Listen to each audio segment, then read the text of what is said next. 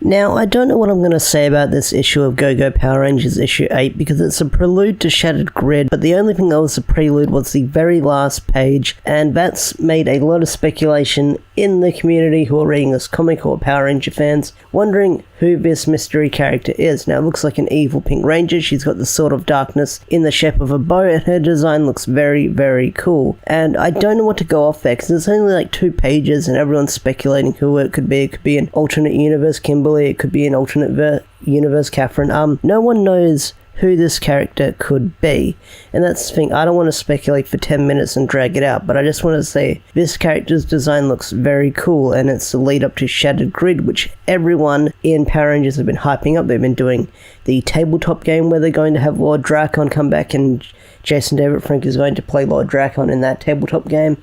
They've had comics, they've had posters, just a lot of hype and build up towards Shattered Grid being at a big comic event. Now, if this was in the show or it's an animated series, I'd be stoked, but seeing how they're hyping up this comic for the 20th anniversary of Power Rangers, it is something to get hyped up if you're a fan of Power Rangers. Something very interesting to read and get invested in. Now, before I talk about this issue, I might as well talk about the things I liked and I didn't like about this issue, but there's one mistake I made in my issue 24 review, or my recap or discussion or analysis, whatever you want to call it, and that was I thought that Saba was the heel, the evil turn. He tricked everyone thinking he was a good guy along. Nope, that was a mistake. Someone pointed that out in my comment section saying, no, he was aiming to kill Lord Drakon, but his shot missed, and that's what set him free. So my mistake. I do apologize for getting that wrong. I feel really bad that I got that wrong because it changed my whole perspective and what I thought was going on about him. So I got that wrong very badly, and for that I do apologize. Now, there's one thing I want to praise about this issue is the Megazord battle. Now, the Megazord battle in the comics is more strategic than the actual show because it's not using the Sentai footage. The writer and the artist can do whatever they want, and the one thing that they made really strategic this chapter was during the battle with this putty clone that can transform into anything at once. It's sort of like Clayface from the Batman comics. Basically what it did, it turned into a Megazord, it copied the Megazord, and basically what they did to outsmart this putty monster was they separated the Megazord, and that's something they take priority in this comic. Is the separate Zords all do their own separate thing, and they are really good at separating the Zords to take down the monster, which is a really cool strategy, and I wish you saw it more on the show. I think they sort of do it in the later seasons, but seeing how they do it with the season 1 characters and how they separate the Zords and take down the monsters is really cool, and it's really awesome how they make the characters very strategic in battle. It's not one note copying the Sentai and taking down the monster. It's very, hey, this is a giant battle, we have to plan this out, let's take down the monster in our own way, and I think that's really cool. Another thing I do enjoy about this comic is they sort of announced it when they started it back in issue 1, is that this comic is a bit of slice of life and Power Ranger-esque battles and monsters and fighting stuff and Morphin Time. The writer is doing a very good job at splitting their separate lives when they're not being Power Rangers and then doing the actual Power Rangers battles. And to see what happens between the battles is really cool. You do see it in the Boom comics, but this one just more focuses on stuff what happened after the first episode here and there. So in between those episodes, we're getting stuff about the team when it was just the 5 Rangers and what they went through back in the early days. It's sort of like behind the scenes, stuff like that. So it's like an old alternate storytelling of what happens in their daily lives when they're not being Power Rangers, and it's really cool. And there is other stuff that does lead into the Boom comic. You see Billy getting a job interview at the Prometheus comic, which was playing a big role in this arc and the previous arc in the Boom comic Power Rangers. So you see stuff that's very interesting and it catches your eyes. It makes references to the show and the Boom comics and later stuff that is going down.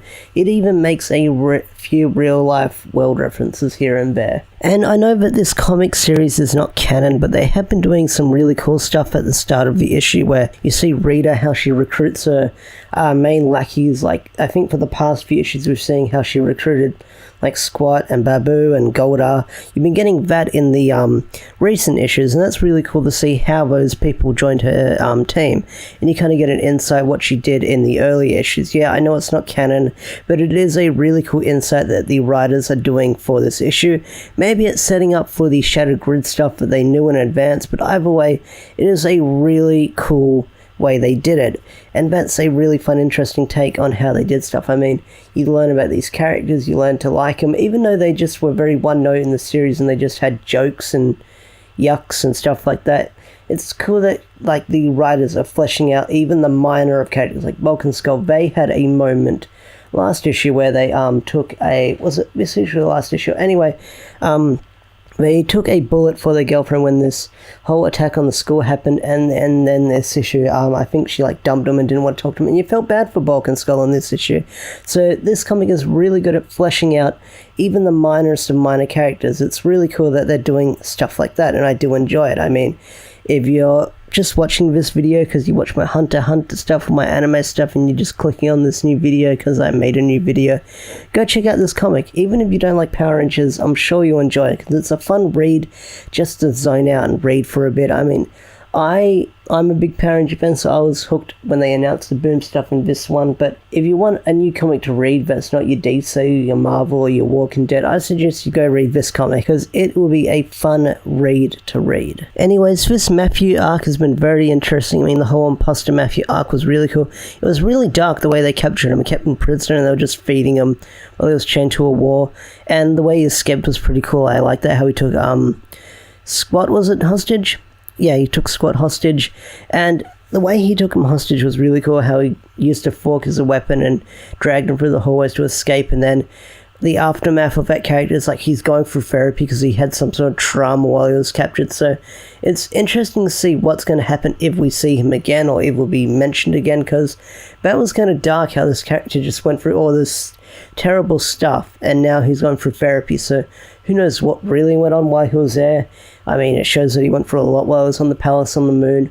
So I'm curious to see if we'll see this character again. Anyways, this was an interesting issue of Go-Go Power Rangers, how this issue is going to cross over with the Boom comics, and they're going to do the tie crossover, so I'm curious to see where it goes, especially with this evil Pink Ranger, because they hinted at something called the Ranger Slayer, and they also showed artwork that's going to be on issue 25 of the Boom Power Rangers one of this Ranger, like this Zord Destroyer, where we're going to have the Ranger Slayer, and we're also going to have a Zord that is just a mix match of all the other Zords that we've seen in the past few seasons. So it's going to be interesting where this goes. They've hinted at what characters are going to join this Prelude to Shattered Grid. I mean, not this Prelude to Shattered, this Shattered Grid story arc. Anyways, it was a fun issue. Thanks for watching. I'll see you guys later. Have a wonderful day and peace out. Thank you so much for watching.